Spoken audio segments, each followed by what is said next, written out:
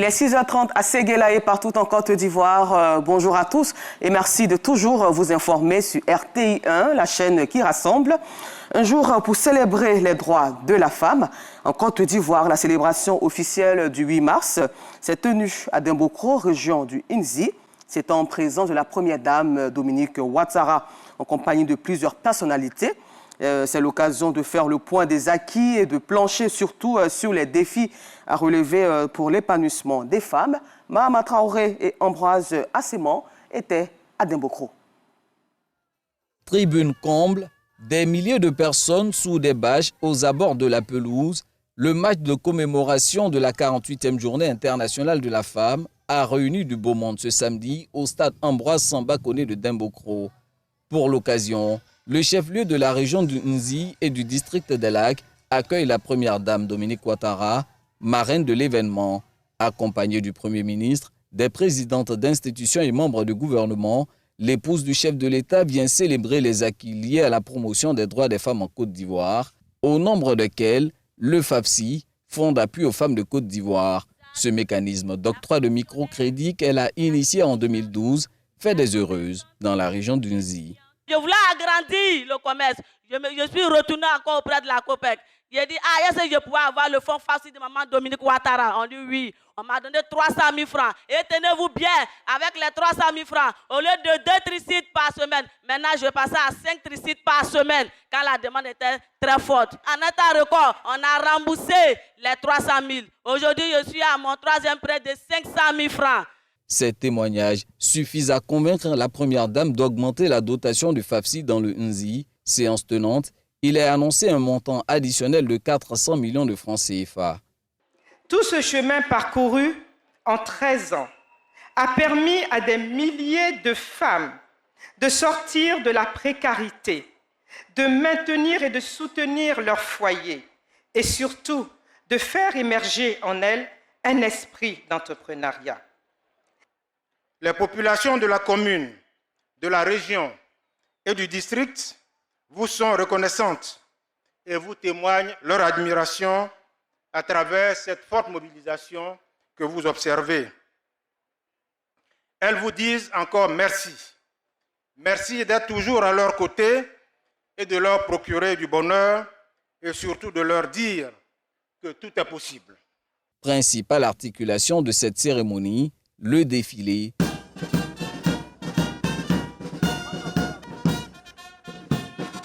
Placée sous le commandement de la première femme officier de cavalerie de Côte d'Ivoire, cette parade pédestre démontre la présence de la gente féminine dans plusieurs corps de métiers et domaines d'activité en Côte d'Ivoire, chose qui illustre les progrès que connaît le pays ces dernières années en matière des droits de femmes.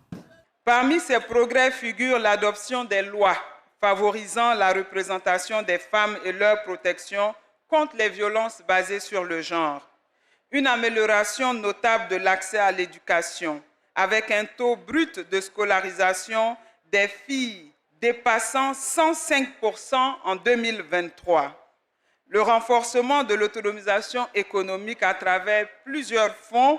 Je salue la Côte d'Ivoire pour ses réalisations en matière de développement inclusif et de promotion de l'égalité des sexes. Grâce à ces efforts, le pays est classé premier pays africain dans la lutte contre les discriminations à l'égard des femmes et des filles, selon le rapport de l'OCDE sur l'indice Institutions sociales et égalité de genre publié en 2024. Quand elle prend la parole, Dominique Ouattara insiste sur la nécessité des défis à relever pour le plein épanouissement des femmes de Côte d'Ivoire. Nous devons ensemble redoubler d'efforts pour promouvoir l'autonomisation des femmes, favoriser l'entrepreneuriat féminin et développer l'accès aux nouvelles technologies et à la formation. Nous devons aussi poursuivre la lutte contre les violences basées sur le genre jusque dans les hameaux les plus reculés. C'est l'occasion pour moi de lancer un appel à toutes les parties prenantes, notamment les organisations du système des Nations Unies, les membres de la société civile, le gouvernement et tous nos partenaires à mener davantage d'actions en faveur de la promotion des droits des femmes. Et c'est de cette façon que nous pourrons contribuer efficacement à bâtir un avenir meilleur pour nos sœurs et pour nos filles. Pour terminer, je félicite toutes mes sœurs pour le courage et l'engagement qu'elles mettent au développement de la Côte d'Ivoire. Les femmes sont un moteur essentiel de la transformation sociale et économique de nos sociétés. Et je suis convaincue qu'avec beaucoup de détermination, nous continuerons à avancer vers un avenir plus juste et plus équitable pour toutes. Comme pour témoigner de son affection à l'égard des femmes d'Unzi, l'épouse du chef de l'État leur a fait don de vivres et de matériel de première nécessité, dont des équipements médicaux, le tout d'une valeur de 500 millions de francs CFA. Et dans cette même atmosphère à Séguéla, la scolarisation de la jeune fille a atteint un taux très satisfaisant. On trouve même dans certains établissements un taux de filles supérieur aux garçons, ce qui a donc contribué à doter la région de 2 lycées dédiés à la jeune fille. Et dans ces établissements d'excellence, les filles ont de l'ambition et s'engagent à relever même des défis scolaires pour être demain des hauts cadres. Ces jeunes filles veulent défendre leurs droits et obtenir l'égalité d'un genre. Le témoignage est signé Eugène Atoubé. Dans la ville de Séguéla, 2 établissements dédiés aux filles. Ce sont les lycées Jeunes Filles Ahmed Bakayoko et Dominique Ouattara. Dans l'un comme dans l'autre, l'excellence est une tradition. Des élèves de diverses conditions, mais qui partagent les mêmes valeurs. Ces jeunes filles donnent à voir une image positive de la femme avec l'ambition de réussir. Le proviseur et la DRENA veulent que je fasse une classe de terminale C et que j'aie mon bac avec brio. Ils m'encouragent dans cette lancée parce que je suis la seule fille en première C. Pour le premier trimestre, j'ai eu 16,40 et ce trimestre-là, j'ai eu 16,07. Je veux devenir architecte parce que déjà, ce métier-là me passionne. En route pour leurs établissements respectifs ou de retour des classes, ces jeunes filles ne passent pas inaperçues. On les remarque. Elles bénéficient aujourd'hui d'un regard admiratif des populations. Ma fille, je connais sa valeur depuis la 6e jusqu'à la terminale. Elle a été majeure de promotion. Je conseille aux parents de mettre les moyens. Les moyens à la hauteur de leurs possibilités, au profit des enfants. Ces jeunes filles, il faut le dire, ce sont nos fiertés. Voilà, elles sont brillantes. Nous sommes là pour les inspirer, pour leur montrer le chemin à suivre pour qu'elles puissent briller. Entre les enseignants et les élèves de ces lycées dédiés aux filles, des rapports à divers points de vue qui permettent aux apprenantes d'être fixées sur leur objectif premier, réussir.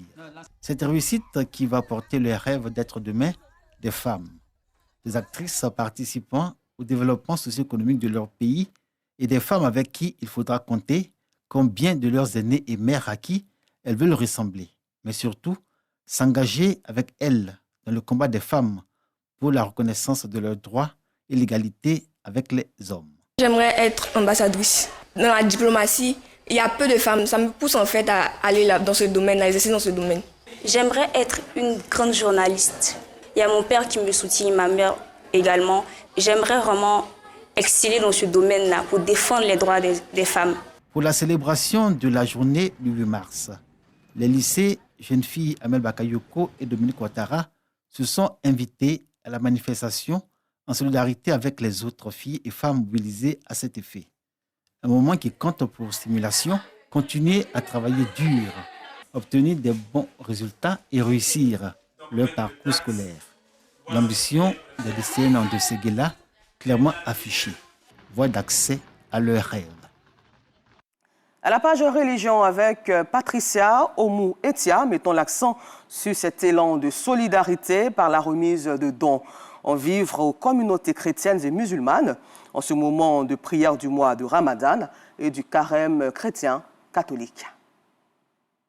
La distribution de dons durant le mois de Ramadan et le carême chrétien dans le district autonome Sassandra Maraoué dans la ville de Daloa. Des vivres composés de sacs de riz, de pâtes alimentaires et de bidons d'huile ont été offerts aux communautés musulmanes et chrétiennes. Une action du ministre-gouverneur du district autonome Sassandra Maraoué, Mathieu Babo Daré, représenté par le deuxième vice-gouverneur de l'institution. Nous allons parcourir les localités du district pour apporter le soutien du ministre. Cet acte permettra à ces deux communautés-là de passer des moments de pénitence tranquilles et afin de se concentrer pour la prière, prier pour la Côte d'Ivoire. Le développement n'est pas seulement que infrastructurel et structurel, mais le développement aussi, c'est le bien-être même des populations. Nos autorités ont toujours été du côté des communautés et des populations. Nous disons merci vraiment d'avoir pensé à nous, à notre communauté, et que Dieu bénisse son serviteur, que Dieu continue de secourir et protéger son serviteur. Au total, 10 tonnes de sucre, 6 tonnes de riz et des centaines de cartons de pâtes alimentaires ont été offerts aux communautés musulmanes et chrétiennes. Et dans cette même mouvance, les fidèles des communautés musulmanes et chrétiennes de la commune d'Abobo ont aussi reçu des vivres, une action de certains particuliers à découvrir dans ce reportage de Noussangaré et Nikez Yao. Des kits alimentaires pour les communautés chrétiennes et musulmanes à Abobo. Le directeur général du Conseil Café Cacao apporte son soutien aux populations en cette période du jeûne musulman et chrétien. Aujourd'hui, avec l'acte que le DG, M. Ibrahim Koné, a posé, vraiment c'est un signal fort. Ça montre qu'Abobo, c'est la commune de partage et de la solidarité, dont toujours prenons notre mère, Mme Kanja Kamara. Cette remise de kits alimentaires est à sa 3e édition. L'action est bien accueillie par les guides religieux. Il s'agit d'actes de solidarité, d'apporter un soutien aux personnes qui sont dans la nécessité, qui ont besoin d'être soutenues. Et cela dans une période très favorable spirituellement, la période du jeûne musulman et la période du carême chrétien. Et dire merci à Dieu de nous voir ainsi réunis, musulmans et chrétiens. Les dons sont composés de riz, de sucre et de pâtes alimentaires. Pour le donateur, il s'agit de soutenir les familles vulnérables. Nous souhaitons que, au-delà de la solidarité que nous essayons d'exprimer ici, chaque année, comme ce geste intervient à une période particulière, nous demandons aux fidèles chrétiens, musulmans, de prier pour la Côte d'Ivoire, pour que nous ayons la paix de vivre dans ce pays. Le partage, c'est important. Il y en a qui ont de l'argent, il y en a qui n'ont pas d'argent, mais ils sont là aujourd'hui pour avoir ce petit don qui va les manger au mois de carême. À cette cérémonie de distribution de kits alimentaires, des prières en faveur de la paix en Côte d'Ivoire sont formulées par les guides religieux et soutenues par les chefs de communauté de la commune d'Abobo. Dans un autre registre, la Côte d'Ivoire et la Guinée-Bissau renforcent leur coopération en matière de formation professionnelle. Les ministres en charge de l'enseignement technique et de la formation professionnelle des deux pays ont signé un accord cadre de partenariat. Et cet engagement, il faut le souligner, vise à permettre à la Guinée-Bissau de s'approprier le modèle ivoirien de formation afin de mieux adapter son système éducatif aux exigences du marché de l'emploi. Kadikone Godefroy Okambawa pour le compte-rendu. Les ministres ivoiriens et bissau-guinéens ont signé à Abidjan un accord cadre de partenariat pour renforcer leur coopération en matière de formation professionnelle. La Guinée-Bissau veut s'inspirer du modèle ivoirien en vue de renforcer l'adéquation de son secteur formation et emploi. Non, Riba, que satisfaction. Nous allons rentrer à Bissau avec beaucoup de satisfaction. Pas d'opportunité. Ça nous permettra de donner des opportunités a jovens guineenses, à des jeunes bissau-guinéens, aqueles que jovens ivoirenses estão a viver nesse momento. Aujourd'hui, le gouvernement de la Côte d'Ivoire a mis à la disposition de la jeunesse ivoirienne. Les principaux axes de cette collaboration incluent l'échange d'expériences entre les deux pays, la définition de stratégies en réponse aux exigences du marché du travail et l'accueil d'étudiants bissau-guinéens dans les centres de formation ivoiriens. Nous avons fait partie, à la demande de la Guinée-Bissau, 2 bonnes missions en Guinée-Bissau pour identifier les secteurs sur lesquels la Guinée-Bissau a besoin de l'expertise de la Côte d'Ivoire.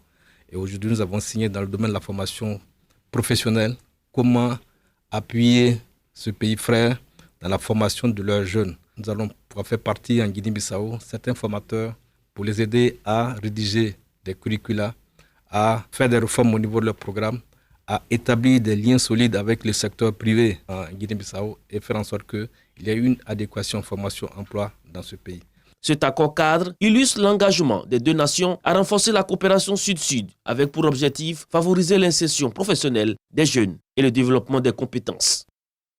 L'actualité hors de nos frontières, c'est aussi la visite du président du Ghana, John Dramani Mahama, dans les 3 pays de l'Alliance des États du Sahel, AES, depuis ce samedi 8 mars. Il veut les convaincre de réintégrer la CEDEAO. Il s'est d'abord rendu au Mali. Et puis, terminons ce temps d'information au Gabon. Il faut savoir que les candidats à l'élection présidentielle du 12 avril 2025 avaient jusqu'à ce samedi 18h pour déposer leur dossier. Ils sont 23 à s'être rendus au ministère de l'Intérieur pour remplir cette formalité. Encore merci à vous de nous avoir suivis. Excellente journée dominicale en compagnie des programmes de RTI 1, la chaîne qui rassemble.